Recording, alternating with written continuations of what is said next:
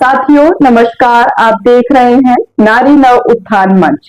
नारी नव उत्थान मंच के इस प्लेटफॉर्म पे आज के जो मुख्य अतिथि हैं वो है इतिहासकार, शिक्षाविद, राजकीय इंटर कॉलेज के प्रधानाचार्य अरविंद कुमार यादव जी।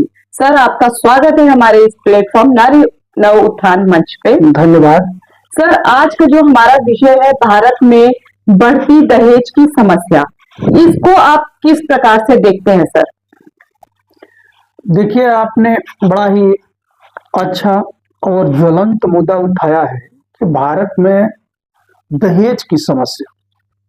देखिए, ये जो दहेज की जो समस्या है, इसको समस्या बना दिया गया है। ये समस्या थी नहीं, क्योंकि जब हम लोग एंशिएंट एरा से देखते हैं, चूंकि हम एक इतिहास के विद्यार्थी हैं, तो हमारा काम है चीजों को इतिहास के नजरियों से देखना।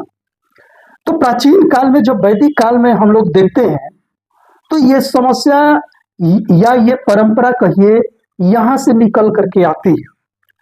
तो जाहिर सी बात है कि जब भी कोई माँ बाप अपनी लड़की को शादी विवाह करके उसको विदा करता है, तो जब उसको विदा करता है तो उसकी ललक होती है कि हम अपने बिटिया को कुछ न कुछ दें, उपहार स्वरूप। चाहे उसके सगे संबंधी हो, चाहे उसके परिवार के लोग हों, या उसके दोस्त मित्र हों, वो उपहार स्वरूप उसे कुछ न कुछ देते हैं। और जो उपहार के साथ वो लड़की ले करके आती है अपने ससुराल में, उसे जो है प्राचीन काल में स्त्री धन के रूप में जाना गया। इसको स्त्री धन कहा जाता था। और उस धन पे जो था, उस लड़की का अधिकार हुआ करता था। और आज भी जो है हमारे घर में हमारी बहन बेटी या जिनको भी हम लोग शादी विवाह करके भेजते हैं, तो उनको परिवार के सदस्य, पड़ोसी, रिश्तेदार कुछ ना कुछ चीजें जो है देते हैं। लेकिन समस्या ये तब हो जाती है, ये तो ठीक है कि हम अपनी बहन को, हम अपनी बेटी को जो है ये सब चीजें दे करके भेजते हैं, लेकिन ये समस्या तब हो जाती है जब इसको डिमांड किया जाता है। उपहार में और डिमांड में जो है डिफरेंस है। हम उपहार से चीजें दे रहे हैं, सामने वाला ले रहा है, तब ये समस्या नहीं है। लेकिन जब सामने वाला इसको डिमांड करने लगता है, इसको तोल मोल करने लगता है, तभी से ये एक समस्या बन करके उभरती है। अब ऐसी स्थिति में इसके कई सारे रूप हैं। और कई सारे रूपों में आप देखिए कि ये जो है, जो हमारा समाज है, ये समाज की जो जकड़न है, इसको जकड़न कहिए या ये समाज की व्यवस्था कहिए, ये भी कहीं ना कहीं एक तरह से उत्तरदायी है। हमारा समाज जो है ऊपर से तो अपने को डेवलप दिखाता है कि हम मॉडर्न हो रहे हैं जी, लेकिन नीचे से जो हमारी सोसाइटी है आज भी उसी तरह से जकड़ी हुई है, आज भी पुरानी कुरीतियों को लेकर के घूम रही है, जिसके कारण ये समस्या जो है और विकराल होती जा रही है। अब आप कहेंगी कि वो कुरीति क्या है? मैं समझ रहा हूं कि आपके मन में ये प्रश्न उठ रहा होगा। तो देखिए, ये कुरीति ये है कि हम लोग जब एंशिएंट एरा में थे, तो कहीं पर भी जातीय व्यवस्था का, जहां से जब ये स्त्री धन शब्द आता है, वहां जातीय व्यवस्था का कोई भी नामो उल्लेख तक नहीं था। वहां वर्ग भेद था। अभी आप प्राचीन सभ्यता से चीजों को हम आपको बता रहे हैं जी। तो वहां पे जो था कि कार्य के अनुसार वर्गों का जो है बंटवारा किया गया था, कार्य के अनुसार जो है वर्गों का विभाजन हुआ था जी। और हमारे वेदों में, यहाँ तक कि जब मैं थोड़ा सा और आपको पीछे ले चलूं, तो जो हमारा ऋग वेद है, ऋग वेद के पुरुष सूक्त में एक श्लोक आया है जिसमें एक व्यक्ति कहता है कि भाई, हम जो है पेशे से, हमारे पिता डॉक्टर हैं, हम पेशे से टीचर हैं, हमारी माँ दूसरों के घर में काम करती है।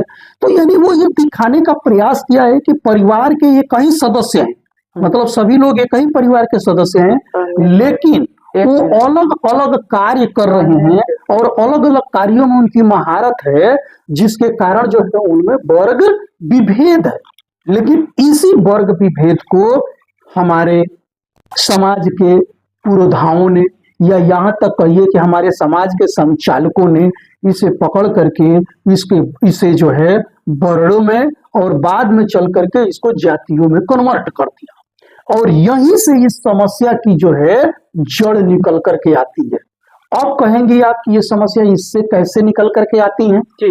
तो देखिए, ये समस्या इसलिए आती है कि जब समाज को आप वर्गों में वर्णों में बांट दिए, वर्णों से समाज को आप जातियों में बांट दिए, और जब इन जातियों और वर्णों में समाज को बांटे तो ये समस्या आ गई कि अब एक जाति में विवाह कर रहा है। जी। जब वह जाति उसी जाति में विवाह कर रहा है तो जाहिर सी बात है कि वहां पे उसके पास ऑप्शन की क्या होगी? सीमितता होगी, यानी ऑप्शन वहां सीमित हो जाएंगे। जब ऑप्शन सीमित होंगे तो जाहिर सी बात है कि अच्छे चीजों की मारामारी होगी, और वहीं से ये समस्या जो है निकल करके आती है। लेकिन मॉडर्न एरा में जब आएंगी, हम अब बात आपको ज्यादा हिस्ट्री में न ले जा करके हम डायरेक्ट आपको मॉडर्न एरा में ला करके आपकी बातों को हम समझाने का प्रयास करेंगे कि मॉडर्न एरा में जो है हमारी जो व्यवस्था है, वो व्यवस्था जो है क्या हो गई है कि नौकरी आधारित हमारा समाज हो गया है। और आप भी जान रहे हैं कि नौकरी में भी सरकारी नौकरियों का प्रचलन। अब सरकारी नौकरियों के प्रचलन के कारण जो है आप देख रही हैं कि हमारा देश है, आज भी हमारे यहाँ सरकारी नौकरी ज्यादा से ज्यादा 10% से 15% के आसपास, 10% भी आपके पास सरकारी नौकरी नहीं है। तो जाहिर सी बात है कि 90% लोग तो आज भी किसी न किसी रोजगार धंधे में है या प्राइवेट नौकरियों में है। तो जब 10% लोग सरकारी नौकरियों में जा रहे हैं तो ऐसे लोगों को पाने के लिए जो समाज के लोग हैं उसे तेजी से लपकते हैं या पहुंचते हैं। जी। तो जाहिर सी बात है कि जब देखिए कि एक अर्थशास्त्र का नियम है कि जब उपभोग की मात्रा क्या हो जाती है कि बढ़ जाती है और सप्लाई घट जाती है, यानी जब उपभोग की मात्रा बढ़ जाएगी, सप्लाई घट जाएगी, तो जाहिर सी बात है कि वस्तु की भाव या उसके दाम में वृद्धि हो जाती है। लेकिन वहीं यदि सप्लाई बढ़ जाए और उपभोग की मात्रा कम हो जाए तो उस वस्तु का डिमांड क्या हो जाएगा? कम हो जाएगा।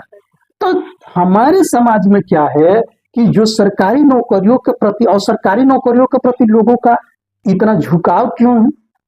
तो सरकारी नौकरी के प्रति झुकाव के पीछे रीजन ये है कि हमारे यहाँ आज भी अधिकांश लोग जो है वो कहते हैं कि हमें सेफ्टी चाहिए। इसमें केवल लड़के ही दोषी नहीं है, लड़कियां भी दोषी है, लड़कियों के परिवार के लोग भी दोषी हैं इसमें कहीं ना कहीं। वो कहते हैं कि हमको इसमें सेफ्टी मिलेगी, और इस सेफ्टी को लेकर के वो जो है इन सरकारी नौकरी के लड़कों के पास जाते हैं, और जब जाएंगे, हमने कह दिया कि एक अनार है और बीमार 100 लोग हैं, तो उसकी डिमांड तो बढ़ेगी। और ऐसे स्थिति में जो लड़के वालों के परिवार वाले हैं वो मुंह मांगा जो है दाम की डिमांड करते हैं। और ऐसे स्थिति में जब वो डिमांड करते, जैसे आप चाहे वो कोई भी सेवा देख लीजिए, हमारे यहाँ यूपीएससी की सीटें, आप चूंकि तैयारी की हैं, आप तो जानती हैं यूपीएससी की सीटें कितनी निकलती हैं? 400 से 500, अधिक से अधिक 1000। अब ये बताइए कि 1000 लड़के जो है पूरे देश में निकल करके आ रहे हैं, और उनको जो है खरीदने वाले ये कहिए कि लाखों लोग पड़े हुए हैं। उनका तो जैसे कि मुख्य परीक्षा भी क्लियर होता है, ऐसा समाचार पत्रों में भी देखा गया कि लाइन लग जाती है इंटरव्यू देने के लिए। जब रैंक आती है तभी वो लाइन लग जाती है कि कौन सा किस रैंक पे आ रहा है, और दहेज मतलब अधिक से अधिक बोली लगा के लड़का खरीद लिया जाता है।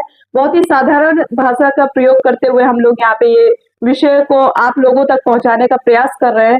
जो हमारा ये प्लेटफॉर्म देख रहे हैं, ग्रामीण क्षेत्र के लोग होंगे, शहरी कृत क्षेत्र के लोग होंगे, तो उन सभी लोगों तक हमारा ये जो आज का मुख्य विषय है, कार्यक्रम है, आप लोगों तक सरल एकदम सीधे सही शब्दों तक बातें पहुंच जाए। हम लोग ऐसा प्रयास कर रहे हैं कि सर भी आप लोगों को बहुत ही अच्छे तरीके से इस विषय में विस्तारित रूप दे करके अच्छे से बता रहे हैं। तो आप लोग वीडियो में इस मंच पर बने रहें। तो देखिए, आप बात सही कहीं कि भाई बड़े बड़े तो एक समझ रही है कि यूपीएससी जो है देश का सबसे बड़ा एग्जाम कहा जाता है, और वहां पे लिमिटेड सीट है, लिमिटेड कैंडिडेट है, जी। तो उनको पाने के लिए अधिकांश लोगों की वहां डिमांड होती है। और जाहिर सी बात है कि जब हम आपको पहले ही बताए कि जब सप्लाई कम है और डिमांड ज्यादा है तो वहां उसका रेट तो बढ़ेगा ही बढ़ेगा और बढ़ जाता है। तो ये केवल यूपीएससी की मैं बात नहीं कर रहा हूं, ये मैं आपको एग्जाम्पल दिया।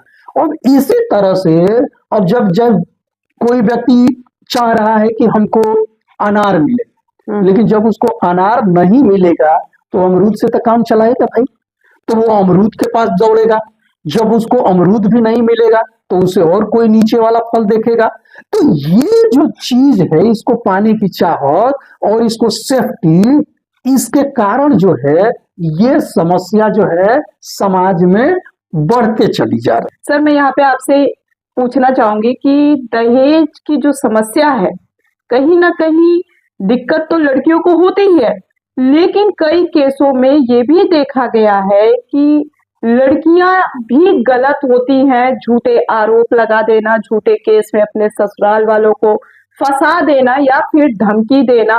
तो अगर हम इसका एक पहलू देखते हैं तो दूसरे पहलू को भी देखने की जरूरत है, जिससे कि कई पुरुष और उनका परिवार भी प्रताड़ित होता है।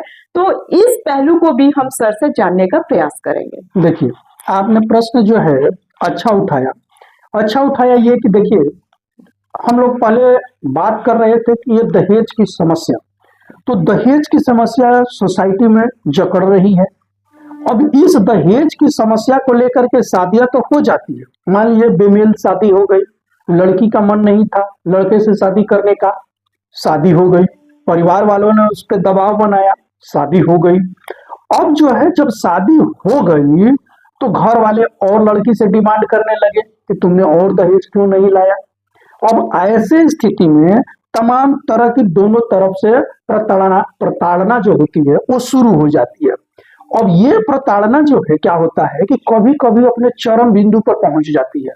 और चरम बिंदु पर पहुंचने की स्थिति में अब ऐसा होता है कि कहीं कहीं आप देखे होंगे कि लड़कियों को मार भी दिया गया है।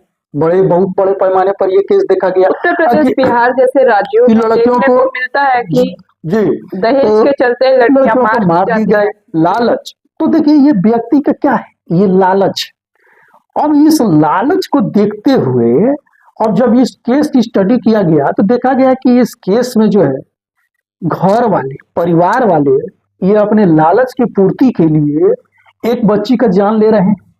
तब सरकार ने इसके लिए कठोर कानून लेकर के आया। और सरकार ये कठोर कानून लेकर के आई कि यदि 7 साल तक किसी भी लड़की की शादी होती है और 7 साल तक यदि उसके घर वाले किसी भी तरीके से उसको प्रताड़ित करते हैं तो वो जो है उनके ऊपर दहेज का केस लगा सकती है और उनके परिवार वालों को उस केस में फंसाया भी गया है और उनको उस केस के तहत जो भी सजा का प्रावधान होगा उनको दंड दिया जाता है या दिया गया है। लेकिन जो आपका प्रश्न है कि कहीं कहीं जो है लड़कियां इसका दुरुपयोग भी करती हैं। अब देखिए मैं उस टॉपिक पे आ रहा हूँ। बात आपकी बिल्कुल सही है कि लड़कियां अब चूंकि उनको 7 साल की आजादी मिली हुई है तो उसका कहीं ना कहीं वो फायदा उठा करके, और चूंकि परिवार है तो परिवार में कुछ कुछ चीजों को लेकर के, देखिए परिवार जो है केवल केस और मुकदमों से नहीं चलता है।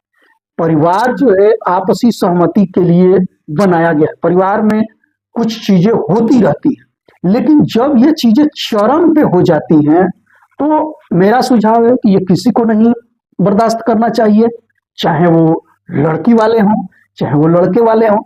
लेकिन यदि कोई लड़की अब अपने ससुराल वालों को झूठे केस में फंसाती है तो उसका भी गहनता से जांच होना चाहिए और सरकार ये करती भी। और देखिए अब ये केसें कहाँ होती हैं, ये केसें 2 कंडीशन होता है। क्योंकि आप सामाजिक मुद्दे पर काम करती हैं, आपको ऐसे मुद्दों को फेस करने को मिला भी होगा। बिल्कुल। अब होता क्या है कि देखिए हमारे यहाँ आज भी बहुत क्या कहिए आप 99% शादियां जो है अरेंज मैरिज के थ्रू होती है।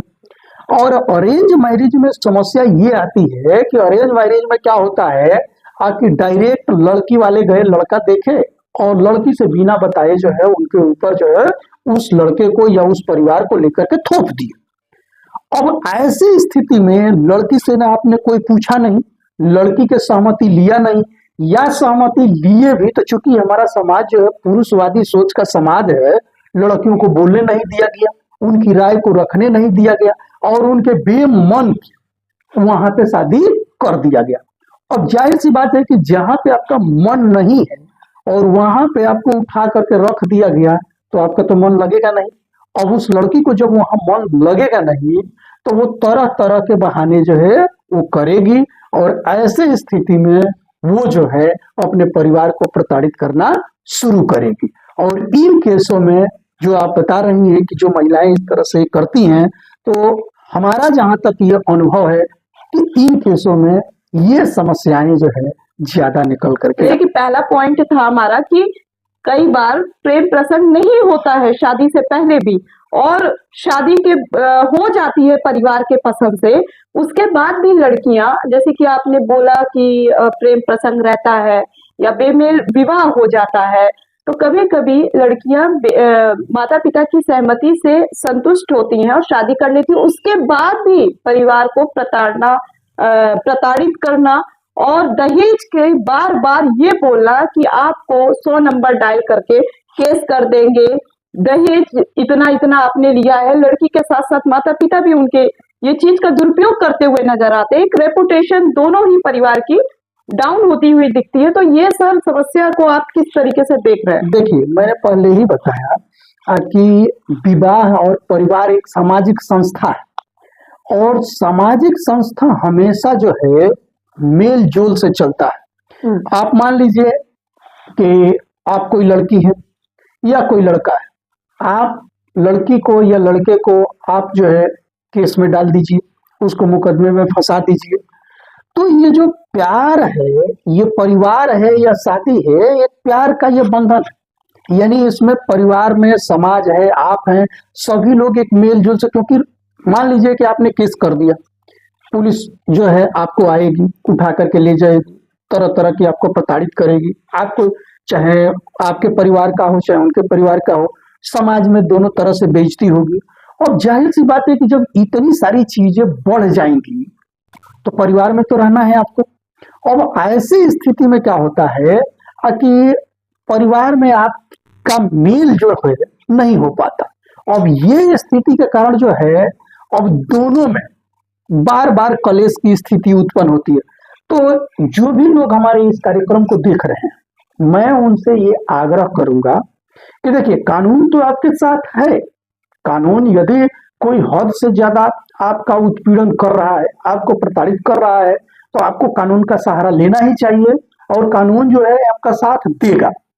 लेकिन यदि आप नाजायज तरीके से या धमकी के तरीके से उसको यूज कर रहे हैं अपनी केवल इच्छा को पूर्ति के लिए, तो ये समझिए कि कहीं ना कहीं आप जो है परिवार के जो सामाजिक बंधन है उसको कमजोर कर रहे हैं और अपने लिए भी उस समाज में एक ऐसा स्थान या एक खाई खोद रहे हैं जिससे कि परिवार का व्यक्ति आपसे, कोई भी व्यक्ति आपसे जुड़ना नहीं चाहेगा। तो देखिए, होता क्या है कि हर व्यक्ति जो है प्यार का भूखा होता है, चाहे मनुष्य हो या जानवर, हर व्यक्ति प्यार का भूखा होता है। यदि उसको प्यार से बात कर रहे हैं, उसको प्यार से जो है समझा रहे हैं, यदि वो सच में बुद्धिमान व्यक्ति होगा तो वो तो समझ जाएगा।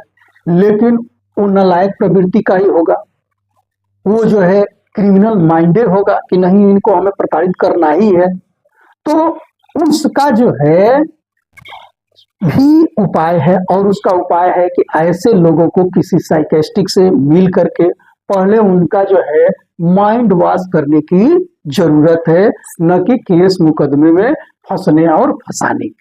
सर, यहीं पे आगे मैंने ये बिंदु को रखा था कि वेल एजुकेटेड लोग, जैसे कि आपने यूपीएससी एस्पायरेंट की बात की या उसमें सिलेक्ट होने वाले स्टूडेंट की बात की, जो कैंडिडेट सिलेक्ट हो जाते हैं, जिनका चयन हो जाता है और बोली लगना शुरू हो जाती है, रैंक जैसे लगती है, वहां पे शादी विवाह जैसे जो कार्यक्रम होते हैं, उत्सव होते हैं हमारे देश में शादी होती है तो उनकी बोलियां लगने शुरू हो जाती है। तो सर, जब कोई एक वेल एजुकेटेड व्यक्ति, पुरुष, मेल अगर दहेज लेते हैं, डिमांड करते हैं, तो ये कुछ अजीब सा नहीं लगता है कि इतना शिक्षा लेने के बाद, पढ़े लिखे होने के बाद और सरकारी सेवा में होने के भी बाद, चाहे वो छोटा पद हो या फिर बड़ा पद हो, दहेज लेना क्या लाजमी है? क्या लड़के को अपने माता पिता के आगे ये आवाज नहीं रखनी चाहिए कि हमें दहेज मुक्त शादी चाहिए?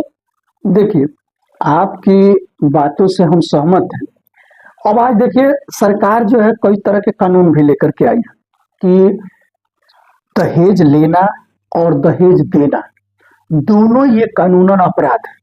कानून में तो ये इसका मेंशन किया गया है कि दहेज लेना भी कानूनन अपराध है और दहेज देना भी कानूनन अपराध है। लेकिन हमारे यहाँ लॉ तो बहुत सारे बने हैं, लेकिन जो उसका इम्प्लीमेंट होता है वो चूंकि देने वाले भी उस, जब तक आप किसी समस्या से प्रताड़ित हैं और उस समस्या को ले जा करके जब तक उसको रेज नहीं कराएंगे तब तक उस समस्या को भाई कैसे उठाया जाएगा। मान लीजिए कि आप उस समस्या से प्रताड़ित हैं तो उस समस्या को ले जा करके यदि आप उसको थाने में या जहां पे भी उसको मुकदमा करती हैं तभी तो उस समस्या को उठाया जाएगा। लेकिन ऐसे लोग, अब मैंने आपसे पहले ही बोला था कि देखिए ऐसे लोगों की क्या है कि सप्लाई कम है, डिमांड ज्यादा है, इनके पास डिमांड वाले लोग ज्यादा आते हैं तो वो क्या कर देंगे कि वो बहाना बना देंगे। अब ये बहाना बना देंगे कि भाई आपकी लड़की ज्यादा पढ़ी नहीं है या लड़की आपकी जॉब नहीं कर रही है, हमारा लड़का तो जॉब में है तो चाह रहा है कि जॉब वाली ही लड़की हो। तो आप ये बताइए कि उनके पास कई सारे ऑप्शन है आपको वहां से भगाने का। अब या तो आप उस बहाने से वहां से भाग जाइए या उनकी डिमांड को आप क्या करिए, पूरा करिए। तो इस कारण से जो है वो कभी कहते नहीं है कि हमने ये डिमांड किया, क्योंकि यदि वो डिमांड की बात कहेंगे तो ये तो कानूनन जुर्म है, तो वो कभी नहीं कहेंगे कि हमने ये डिमांड किया। लेकिन वो जो है कई तरह के आप पे बहाने लगाएंगे आपसे कटने के लिए, और उनके बहाने का मेन मोटो होता है कि जब हम बहाने करेंगे तो आप जो है उनके डिमांड को क्या करेंगे, पूरा करेंगे कि चलिए भाई आपकी डिमांड को हम पूरा कर देते हैं, और उनका बहाना जो है वहीं पे समाप्त हो जाता है। सर, कानून तो इस देश के अंदर हर एक समस्या के लिए बना है, लेकिन आज इस नारी नव उत्थान मंच के प्लेटफॉर्म से आप समाज के ग्रामीण क्षेत्र हो या फिर शहरी क्षेत्र के लोग हो, जो स्त्री धन की आपने बात की, प्राचीन काल से लेके अभी तक के आधुनिक काल तक की बात की, तो ये स्त्री धन के रूप में कभी कभी या लड़का वाला दहेज नहीं भी लेना चाहे, ऐसे भी केस हैं, नहीं लेना चाहते, लेकिन फिर भी स्त्री धन के रूप में उन्हें धन जो दिया जाता है उसका भी दुरुपयोग होते हुए नजर आता है। तो इसे समाप्त करने के लिए या धीरे धीरे समाप्त करने का प्रयास करने के लिए आप समाज के लोगों को क्या संदेश देना चाहेंगे हमारे नारी नव उत्थान मंच के प्लेटफॉर्म से?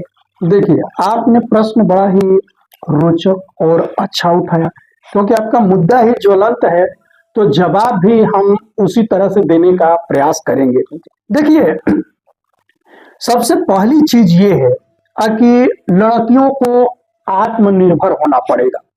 आत्मनिर्भर से सेंस ये है कि लड़कियों को सबसे पहले शिक्षित होना पड़ेगा, क्योंकि डॉक्टर भीमराव अंबेडकर का एक कोटेशन है कि शिक्षा उस शेरनी का दूध है जो पिएगा वो दहाड़ेगा।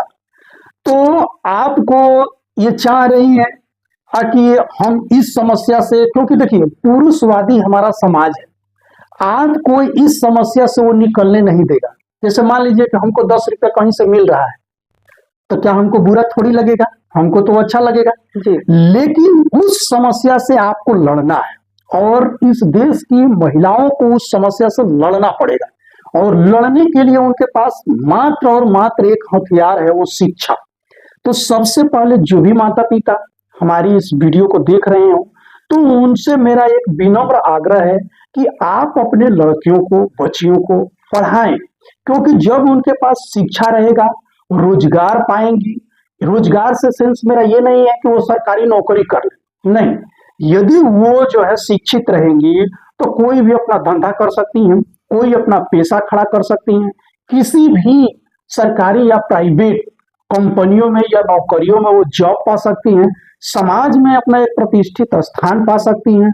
और जब ये सारी चीजें उनके अंदर होगी और तब यदि कोई लड़के वाला इस तरह का डिमांड करता हो तो वो जो है अपने चॉइस को नकारने के लिए काबिल रहेंगी, क्योंकि वो अपने पैरों पर क्या है, खड़ी हैं। दूसरी चीज मैं आपको एक चीज और बताऊं कि मैंने पहले ही कहा था कि देखिए समाज में जो ये जकड़न है, ये जातियों को लेकर के, ये वर्णों को लेकर के, और चूंकि ये समाज में आप देख रही हैं कि ये धीरे धीरे चीजें ये डाइल्यूट हो रही है, ये धीरे धीरे कम होते जा रही है, लेकिन इसको कम करने की जरूरत है, क्योंकि जब तक हम लोग इसके मूल पर प्रहार नहीं करेंगे, यानी जब तक इसके जड़ पे नहीं प्रहार करेंगे, क्योंकि जड़ से ही समस्या उभर करके आ रही है, तो इस जड़ पर भी लड़कियां आगे निकल रही हैं, प्रहार कर रही हैं। आज जो है इंटरकास्ट मैरिजेज हो रही हैं, लड़कियां या लड़के वाले जो पहले जो है बहुत ज्यादा इन सब चीजों को लेकर के रिजिड थे, आज खुशी खुशी ये शादियां हो रही हैं। और ये तभी हो रही है जब लड़की पढ़ ली है और पढ़ करके अपने अधिकारों को समझ रही है और समझ करके वो कदम उठा रही है। तो मैंने आपको बोला कि ये सब चीजें जो है आपको करना पड़ेगा। आशा करती हूँ आप सभी लोगों को हमारी बात समझ में आई होगी और हमारे जो सर हैं अरविंद कुमार यादव जी, महान शिक्षाविद, इतिहासकार, राजकीय इंटर कॉलेज विद्यालय के प्रधानाचार्य, इनकी बातों को आपने समझा होगा। कानून, फिर से मैं एक बार दोहरा रही हूँ कि कानून इस देश में हर एक समस्या के लिए बना है। उस कानून को आप कितना मानते हैं और समाज में जो भी हमारे बेटी, जिनके घर में बेटियां हैं, माता पिता हैं, आप अपनी बेटी को किस प्रकार के संस्कार, शिक्षा देना चाहते हैं, यह आप पे निर्भर करता है। और किसी भी दिखावटी वातावरण को आपको फॉलो करने की जरूरत नहीं है। खास तौर से इन सभी समस्याओं में जो रोल अदा करती है वो है लड़की, बेटी। अगर आप लोग आवाज उठाएंगी तो ये समस्या जड़ से खत्म हो जाएगी। और अगर आप शिक्षित भी हो करके डर के बैठ जाएंगी, ये समस्या आपके साथ साथ आपके जीवन में एक नरसंहार का रूप ले लेगी।